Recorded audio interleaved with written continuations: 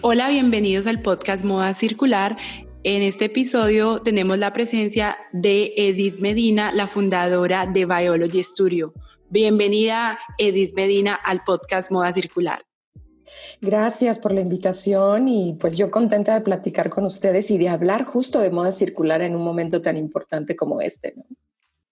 Edith, cuéntanos acerca de Biology Studio.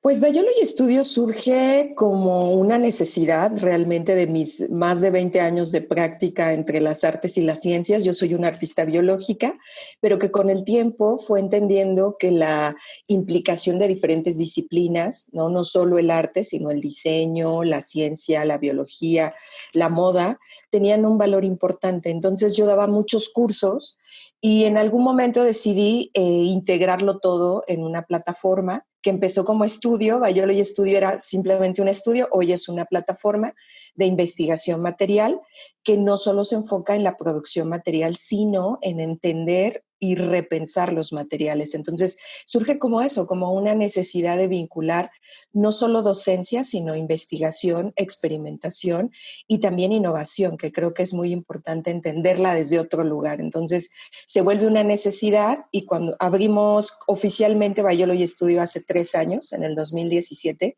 y la verdad es que nos ha ido sorprendiendo cada vez más porque tenemos cada vez más, cada año crecemos mucho, entonces surge como eso, como una plataforma, como un estudio, pero hoy es una plataforma de investigación. Y cuéntanos más acerca de cómo te llevó a crear el estudio en primer lugar. ¿Cómo fue el proceso de emprender esa actividad y el taller? Y es muy interesante porque justo yo venía dando talleres, o sea, doy talleres creo que desde que inicié mi carrera artística, que eso fue hace más o menos 20 años. Y la docencia para mí siempre ha sido un ejercicio bastante interesante de generar conocimiento tanto en las otras personas como en mí misma, pero yo sentía que estaba todo muy difuminado, es decir, que por un lado hacía obra artística, que por otro lado hacía docencia, y siempre lo he contemplado como parte de mi práctica artística, la docencia y la investigación.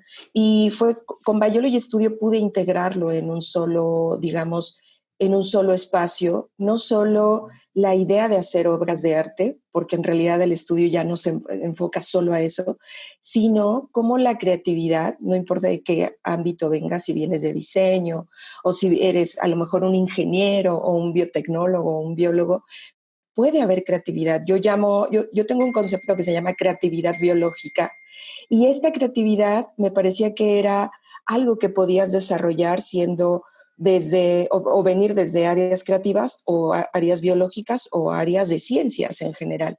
Y entonces es como empiezo a vincular todo este camino y todo este proceso en donde yo comienzo a tener este interés y Biology se traduce en eso. Hay un taller muy lindo que yo di en un museo en la Ciudad de México que se llama Laboratorio Arte Alameda, que fue el detonante para integrar Biology Studio y que me permitió pensarlo.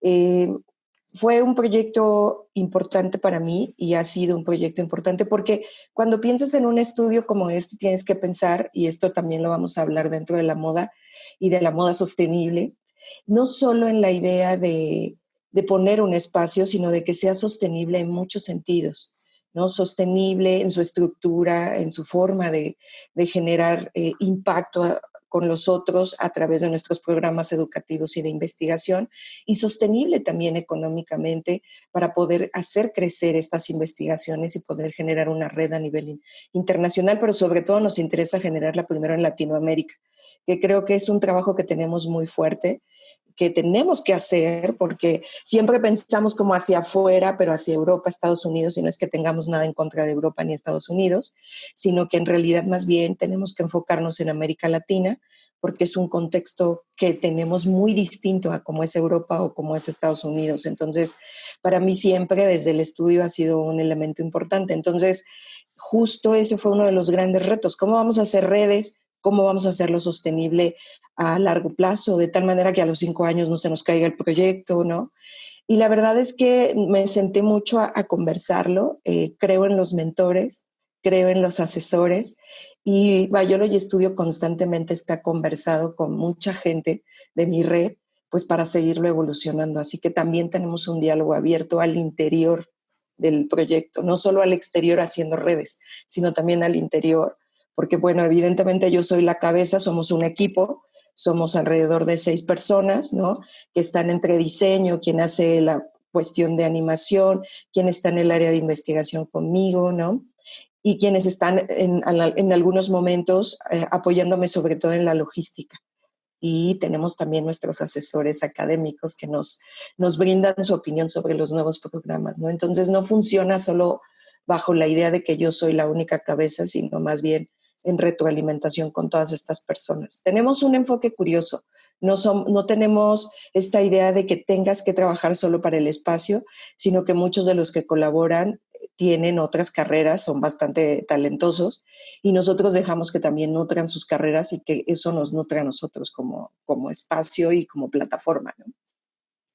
¿Y cómo, digamos, usted se vincula a esas iniciativas? Habla de diferentes programas en la cual Biology Studio ha articulado diferentes iniciativas. ¿Cómo surge, digamos, ese nivel de colaboración que es muy importante para la sostenibilidad y el diseño? Sí, pues yo siempre he dicho que todo surge de la curiosidad y de generar una idea de vínculo. Creo que a nosotros nos han educado bajo una idea de cómo poder hacer las cosas de manera como muy independiente. Y creo que hoy, más que nunca, nosotros tenemos que pensar en que las colaboraciones son parte importante de los desarrollos de los proyectos, sobre todo en la región. Y yo decidí comenzar a tocar puertas, vincularme con gente. Primero vi quién estaban haciendo cosas y pues escribirles. Yo siempre les digo que la manera más sencilla es contactar a las personas, decirles hagamos cosas juntas. A veces es complicado porque dices, ¿y qué cosas juntas? Yo tengo mucha pericia, entonces siempre estoy proponiendo proyectos. Y empecé a proponer proyectos como de, oigan, ¿y por qué no hacemos una colaboración si van a estar en México? Pues hagamos un taller, hagamos un programa. Y me alegra mucho decir que ahora, por ejemplo, ya las colaboraciones nos llegan. Entonces ahora nos tocan la puerta a nosotros y nosotros evidentemente siempre estamos abiertos para colaborar. Nosotros tenemos una filosofía de trabajo, entonces siempre procuramos que todas las colaboraciones estén en una filosofía de trabajo, que es el respeto por el trabajo del otro, siempre el reconocimiento del trabajo del otro. Es decir, si vamos a vincular investigaciones, creo que una de las cosas más importantes es reconocer al otro, porque al reconocerlo y al nombrarlo lo legitimamos de alguna manera frente a los otros, ¿no? Y entonces esas redes en este trabajo y que evidentemente tengan una vinculación con los temas, han hecho que de verdad hagamos redes muy fuertes. En Colombia tenemos redes muy fuertes, en Chile, ¿no? En Argentina colaboramos mucho, en Ecuador, y ahora estamos mirando a otros países como puede ser la India, ¿no? Como puede ser también algunas partes de Europa, como de Europa Oriental, sobre todo Polonia, ¿no? Que tienen más afinidad con nosotros en cuanto a objetivos, más que Europa Central, más que Europa Occidental, ¿no? Tiene más que ver con nosotros por sus procesos pues de desarrollo, ¿no? Y sus procesos también incluso de colonización, no podemos evitar. Nosotros en Biology siempre tomamos mucho en cuenta la historia de los países, la historia de las regiones. Y eso es muy importante. También por eso estrechamos redes y lazos fuertes. Trabajamos con comunidades, con artesanos. No solo trabajamos con una idea de biología y de diseño y de moda, sino también con una idea de estructuras ancestrales que nos han posibilitado entender los materiales, ¿no? No voy a profundizar hasta que tú me vayas preguntando más. Sí, profe. Y en esa larga experiencia, ¿usted qué considera cuál es el papel de la biofabricación en el universo de la sostenibilidad en la moda o en el diseño? Yo creo que la biofabricación, digo, más allá de pensar en el término que ahora conocemos, ¿no? Como esta fabricación a partir de procesos y materias primas biológicas, yo creo que siempre ha tenido un elemento muy importante porque nos enseña a cómo aprovechar y eficientar los sistemas de producción. Creo que sucedió hace muchos años que teníamos esta relación con el contexto de los materiales y la fuimos perdiendo por el propio ritmo de la industrialización. Entonces, creo que hoy, más que nunca, con toda la circunstancia que estamos viviendo, estamos entendiendo y de alguna manera siendo consciente la relación que tenemos con los objetos materiales, no solo en el campo de la moda, sino también en el campo específicamente de todo lo material. Y ya enfocándonos a la moda, estamos entendiéndonos. Yo siempre les digo que hoy, por ejemplo, tenemos que pensar en cómo nos vamos a vestir, qué tipo de ropa vamos a usar, porque si mucha de nuestra relación va a ser mediada a través de sistemas tecnológicos audiovisuales, tenemos que pensar con qué ropa me siento más cómoda. No es que cuando tenemos como esta relación presencial no lo pensemos, sino más bien es que ahora estamos como más concentrados en estar con nosotros porque estamos evidentemente en procesos de cuarentena. Entonces, la moda, ¿cómo tiene que responder ante eso? ¿Cómo va a hacerse consciente de cómo está produciendo? Y creo que ya es un efecto que se está viendo ahora con muchos diseñadores de moda, están preocupados ahora mucho más por la producción. Y la biofabricación no es solo el insumo biológico, sino también el cómo producimos, la relación con el proceso de producción y con la materia prima. Entonces creo que eso establece una relación completamente distinta con lo que yo uso. Es decir, pensar de dónde viene mi ropa, cómo se produjo mi ropa. No lo pensamos la mayoría de veces, no sabemos qué fibras, si está basado, por ejemplo, en un huipil o en una estructura tradicional de confección. Muchas de las veces no lo sabemos. Entonces, creo que hoy va a delimitar no solo la materialidad o sea, de lo que se va a producir en moda, sino el cómo pensamos el proceso de producción. Ujú. Porque precisamente en ese proceso de fabricación, en ese contacto, si aprendiéramos a, digamos, a valorar el proceso de crear las cosas, podríamos tener una relación mucho más conectada con los materiales y, digamos, reducir ese impacto de los residuos por esa generación excesiva. Yo creo que ahí hay un poder bastante importante de terapéutico del hecho de hacer cosas y de saber que podemos crear y cuidar las cosas de una manera más apropiada. Sí, de hecho es muy interesante lo que pasó, porque a partir de la década de los 50 lo que sucede es que descontextualizamos los materiales, es decir, no conocemos nada de su contexto. Y como se producen en masa, cuando llegan a nosotros, llegan sin ese contexto. Y sería importante incluso entender cómo esta silla plástica, por ejemplo, en la que estoy sentada, tiene todo un proceso y una contextualización en el proceso de producción, no importa que sea de plástico o de polipropileno. El asunto importante es pensar todo lo que tuvo que pasar en cuanto a fabricación para poder estar aquí hoy, desde el proceso de la materia prima, de la sintetización de esa materia prima, de la producción, de la distribución y después uno de los más importantes que tú acabas de mencionar es cómo voy a desechar esa silla, ¿no? Si en principio no sé el material del cual está hecho, difícilmente pensaré en cómo voy a gestionar ese material o cómo lo voy a desechar. Uno de los grandes problemas del plástico no es el plástico en sí mismo, es la gestión del residuo. Y eso lo tenemos en muchas partes del mundo, ¿no? La gestión de cómo recuperas o dejas de que, o sea, más bien quitas esta idea de que solo es un residuo. Nosotros usamos mucho un concepto que se llama abundancia alternativa y me gusta mucho porque la abundancia alternativa es todo aquel residuo, ya sea orgánico o inorgánico, que se puede recuperar.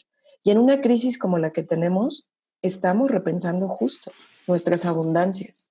¿Qué vamos a aprovechar? Porque evidentemente el mundo va a entrar en una crisis, pero no solo crisis económica, una crisis material, en una crisis evidentemente de identidad, en una crisis de relación con el contexto. Entonces, tenemos que entender nuestras abundancias desde otros lugares, no solo esa que se ve en la selva maravillosa, sino justo no quitarle a la selva lo que todavía tiene. Y entonces hacer una recuperación de todo lo que nosotros tenemos en nuestros contextos para poder reaprovecharlo y convertirlo otra vez en un producto o en un objeto o incluso solo en una materia prima que me sirva para otra cosa, ¿no? Entonces, nos está enseñando de una manera bastante fuerte el mundo la naturaleza y todo este proceso que estamos viviendo, a cómo repensar nuestra relación con los objetos y con lo otro, ¿no? También.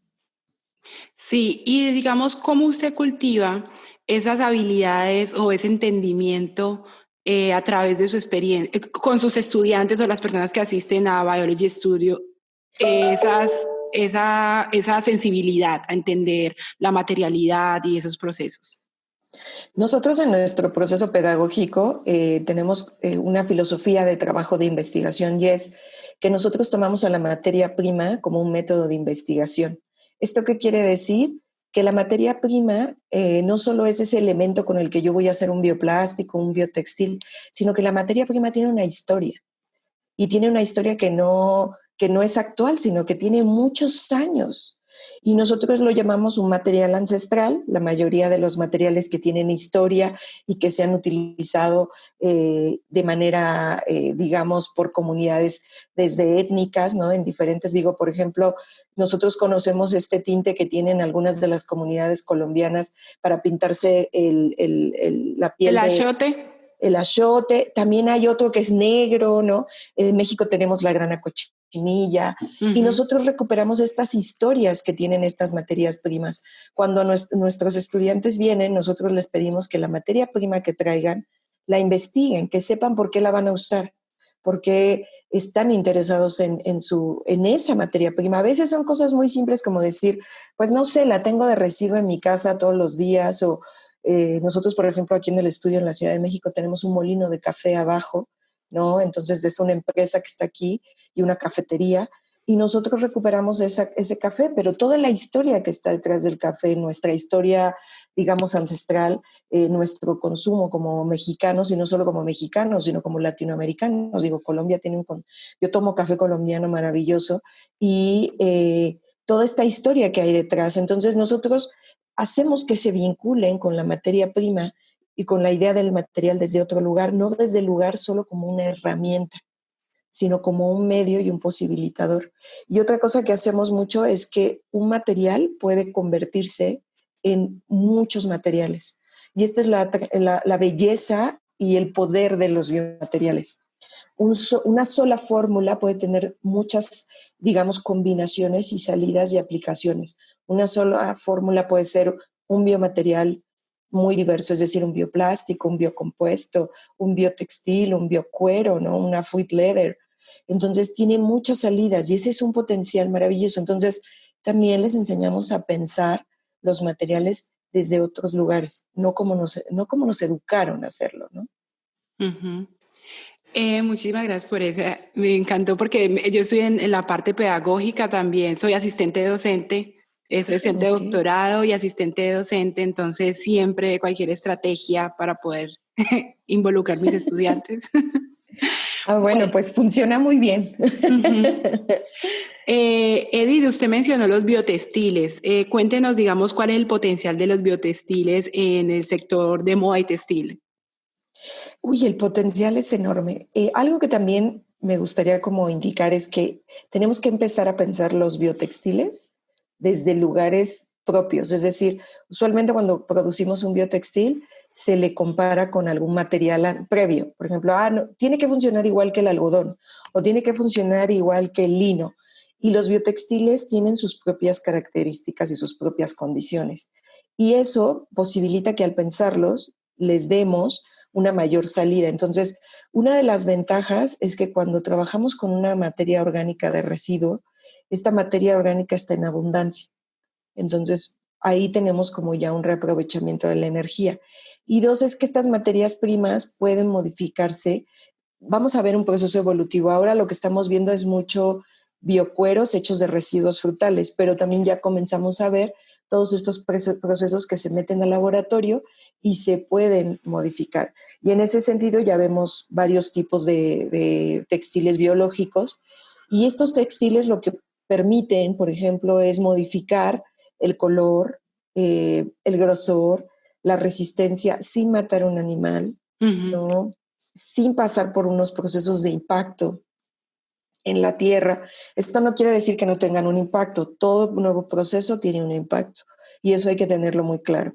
pero creo que es una de sus grandes ventajas, es que tienen aplicaciones muy variadas y pueden tener posibilidades muy amplias, y su escalabilidad, aunque en este momento estén en fases especulativas o de prototipo, es más amplia, es mucho más amplia, porque trabajamos a través de procesos de residuo y también a través de procesos biológicos que suceden en el laboratorio, a través de biología sintética. Entonces, nosotros, por ejemplo, en el estudio no trabajamos con los de biología sintética porque se necesita un laboratorio robusto. Trabajamos más con la idea del residuo.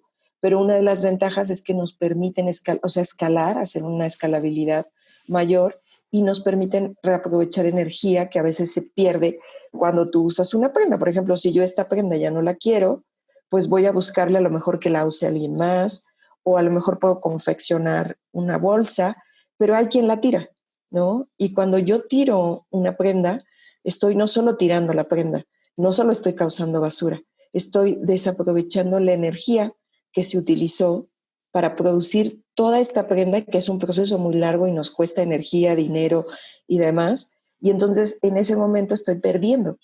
Cuando nosotros pensamos en nuevos textiles o en biotextiles, estamos pensando también que podemos reaprovechar la energía y no perder todo lo que se generó en el proceso. Entonces también genera investigación, mucha, y un reconocimiento del contexto y de los materiales. Así que tiene como muchos campos de salida que todavía no vemos porque son muy jóvenes, pero que en el lapso de aquí a 4 años vamos a empezar a verlos ya introducidos fuertemente. Sí, ahora se están generando las industrias, es lo que está pasando. Entonces, ahora muchos de los materiales son especulativos, pero las industrias que vienen fuertes ya están considerándolos. Entonces, eso lo vamos a ver en breve. Pero digamos, si usted ha tenido experiencia con marcas de ropa que se han acercado al estudio a poder incorporar esos biotextiles en su tipo de productos, ¿qué prototipos han surgido o qué prácticas han podido desarrollar en colaboración con ellas? Pues mira, nosotros sí se nos acercan muchas marcas de moda, pero algo que tenemos que hacer mucho es el trabajo sobre la idea del material. Usualmente se nos acercan pensando ese material, justo como lo que decía, como un material cercano al cuero o cercano a otro tipo de tela. Y esto es una problemática porque cuando hacen el prototipado, evidentemente sienten que no tiene la eficiencia que tienen los otros materiales. Entonces trabajamos mucho primero, eh, sí sensibilizando la idea de que el material es propio y que tiene una lógica propia.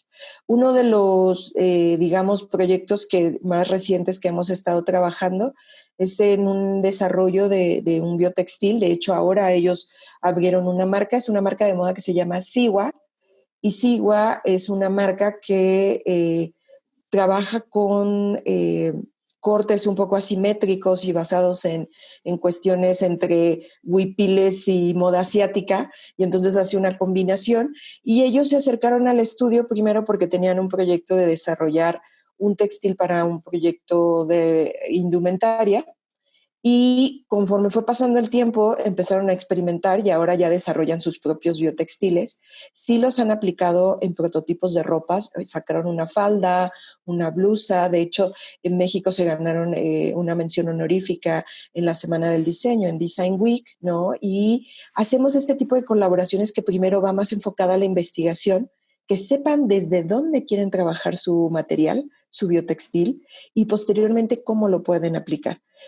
Asimismo, Siwa se enlaza con un chef, ¿no? Con Axel, que es un chef, y entonces comenzamos a trabajar este proyecto que ahora ya incluso utilizan residuos como cáscaras de almendra, ¿no? Algas, y han estado desarrollando diversos tipos de materiales, y incluso ya no solo lo piensan como un biotextil aplicado a la moda, sino como un biotextil, por ejemplo, para envolver alimentos y otro tipo de aplicaciones. Entonces, nosotros mucho lo que hacemos es esto. Primero les decimos, no desarrolles prototipos. Primero entiende que hay una lógica, acércate al material, ve su resistencia y luego decide qué tipo de prototipos. Nos ha pasado también que hacen prototipos de bolsas, prototipos, sobre todo mucho de accesorios, y creo que uno de los proyectos más sólidos para desarrollar ropa ha sido con Sigua, que ya es una marca bastante reconocida en México. Es una marca de México francesa. Entonces ha sido una experiencia bastante interesante ver cómo incluso se pudo coser, ¿no? El material, tener una aplicación en ropa, y nos parece como un ejercicio importante, ¿no? Como pensarlo desde las capacidades del material, pero muchísimos proyectos se enlazan a nosotros, muchos, muchos, algunos solo con la idea de comprar el material hecho. Esto nos pasa mucho, que quieren el material ya hecho y nosotros siempre los invitamos más bien a que desarrollen su material, ¿no? Aprender y Sí. sensibilizarse. Y más aún es demasiado importante porque, digamos, entre el diseño y la función, al tener esa Claro. sensibilidad, ese reconocimiento del material, de dónde proviene, las comunidades, van a poder caracterizar eso en el diseño, porque luego se va a ver de una manera desarticulada el producto final. Sí, es como cuando tú usas algodones o cuando usas alguna fibra sostenible. Tienes que entender esa fibra, porque posiblemente te sirve para hacer una serie de prendas, pero no para todas. Entonces, un poco cuando muchas de las marcas de diseño quieren algo un poco más práctico, claro, entiendo que quieran algo que nosotros ya les vendamos, pero no funciona así. Nosotros no vendemos materiales, siempre lo digo, porque se acerca mucho a comprarnos materiales.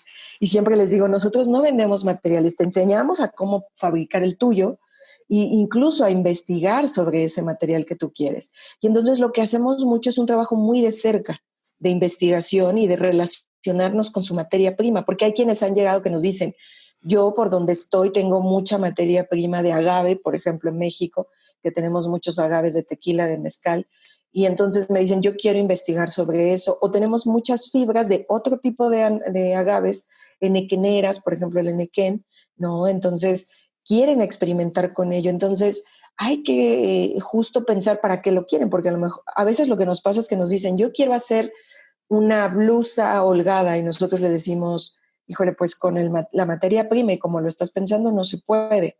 Entonces, te funciona para desarrollar este tipo de prendas. Entonces, tenemos que replantear todo lo que se piensa, y también a veces hay la idea de que desarrollar un material pues se lleva poco tiempo.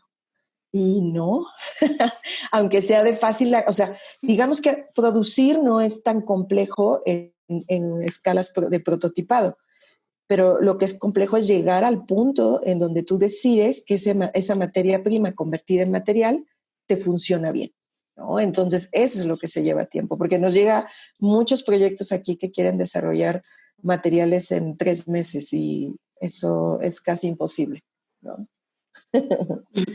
Bueno, y cuéntenos sobre usted cómo ve el panorama de la moda sostenible en México.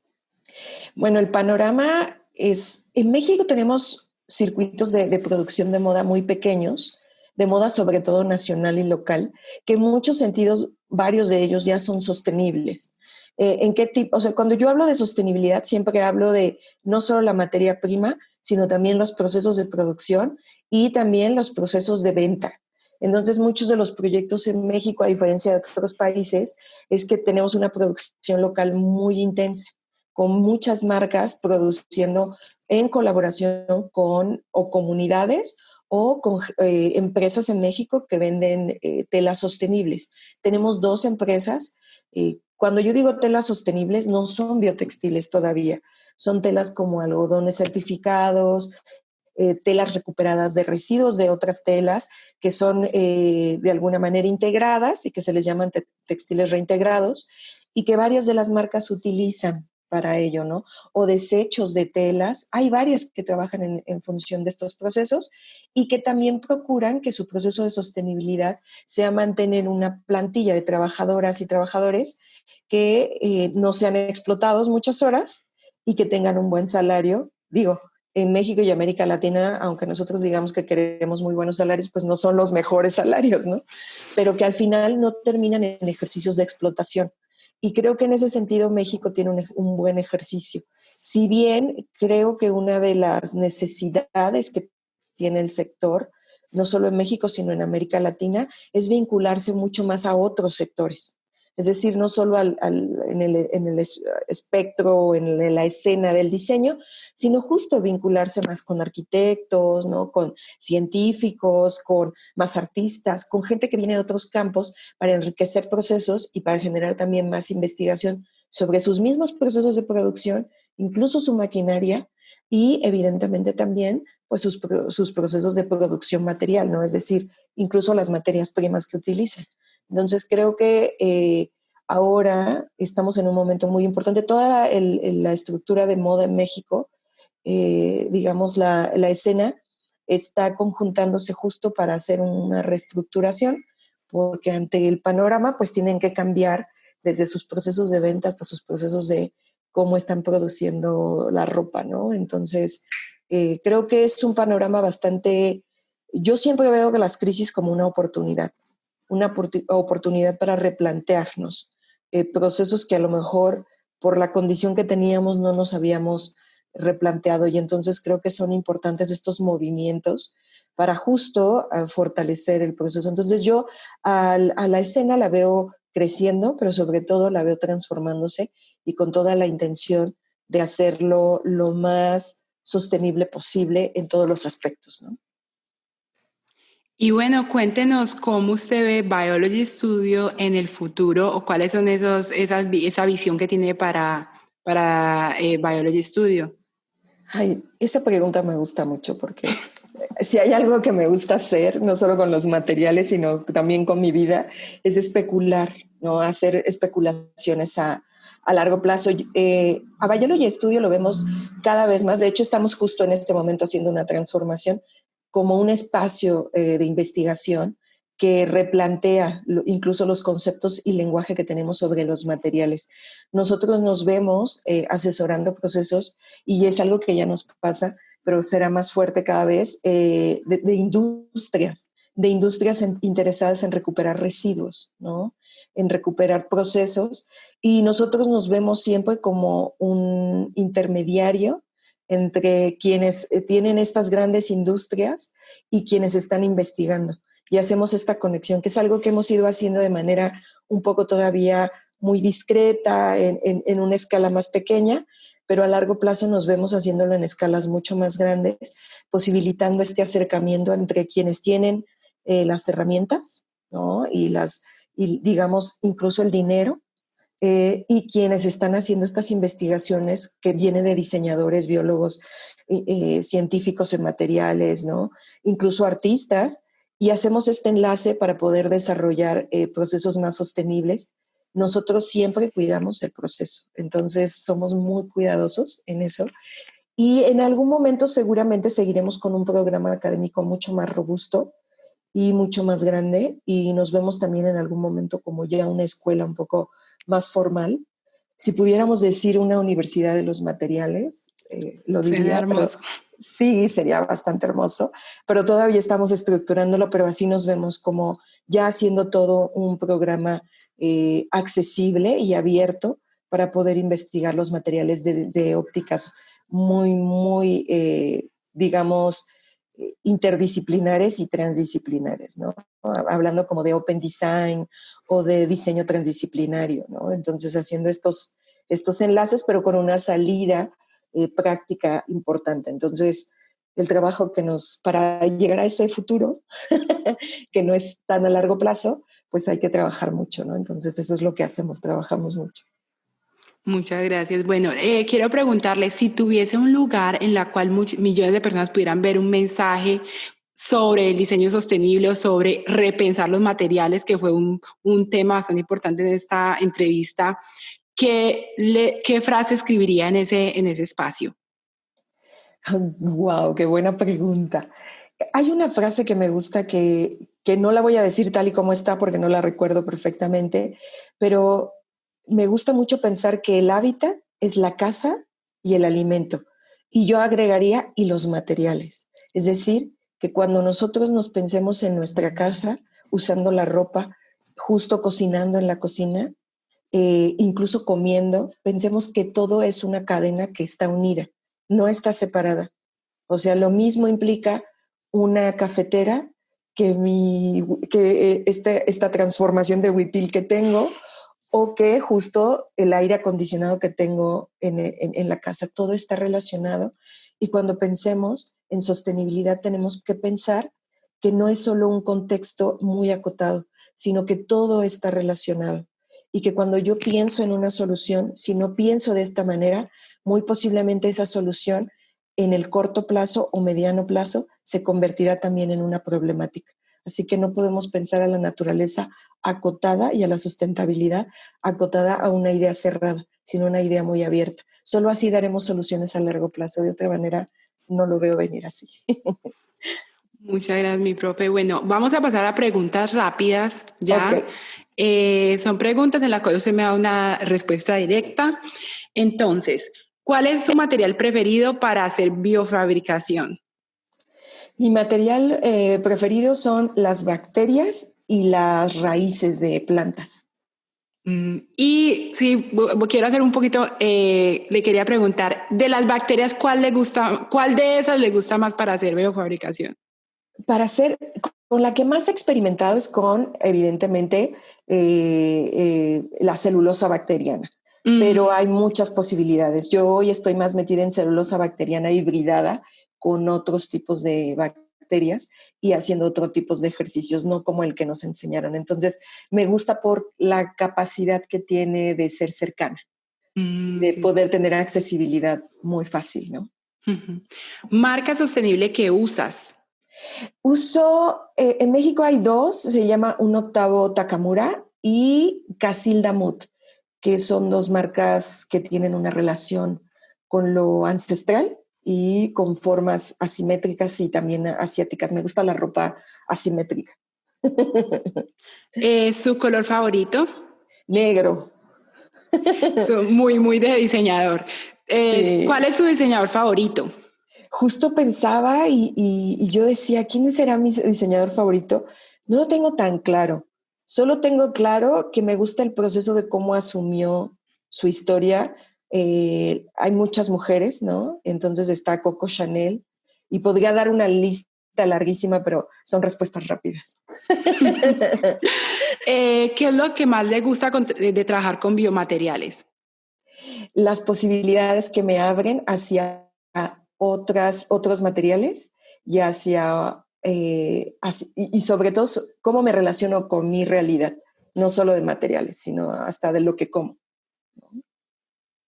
Bueno, profe Edith, hemos llegado al final de la entrevista, pero quiero felicitarla por ese trabajo tan hermoso, pedagógica que está haciendo con Biology Studio y fue un placer tener esta conversación con usted. Muchas gracias, Cindy, por la invitación y un gusto y un placer poder pues platicar contigo y mostrarles un poco de lo que hacemos o mucho de lo que hacemos en Biology Studio. Gracias. Bueno, mis queridos oyentes, así finalizamos el episodio de hoy y te invito a que te suscribas al podcast y que nos sigas en las redes sociales. En Instagram y TikTok nos encuentras como @circular.fashion y en Facebook y Twitter nos encuentras como @circularfashion sin el punto y sin la A de circular. Muchísimas gracias y hasta la próxima.